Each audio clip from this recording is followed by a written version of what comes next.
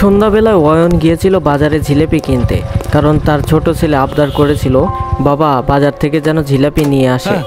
দাদা, আমাকে 1 কেজি জিলিপি দিন। হ্যাঁ সাহেব, 100 টাকা দিন। তো হনি বড্ড দেরি হয়ে গেছে, গ্রামের রাস্তাটাও ভালো না। জিলেপি কেনা হয়ে গেলে অয়ন তার বাইক নিয়ে বাড়ির উদ্দেশ্যে রওনা হয়। সে একটি বনের মধ্যে দিয়ে যাচ্ছিল। লোকে মুখে শোনা যেত এই বনটা ভালো না। বনেই বাস করতো অনেক ভয়ানক পিশাচ। তারা মানুষকে ধরে তাদের রক্ত চুষে খেয়ে মেরে ফেলতো। আমাকে ধরো না, তোকে আমি খাবো।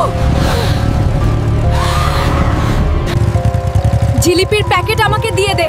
পিশাচটি অয়নের হাত থেকে তার ছেলের জন্য আনা জিলেপির প্যাকেটটি ছিনিয়ে নেয়। তোর সাথে আমার আবার দেখা হবে, সেই দিন পালিয়ে কোথায় যাবি রে? অয়ন কি পেরেছিল পিশাচের হাত থেকে নিজেকে বাঁচাতে? জানার জন্য অবশ্যই চ্যানেলটিকে সাবস্ক্রাইব করে সঙ্গে থাকুন।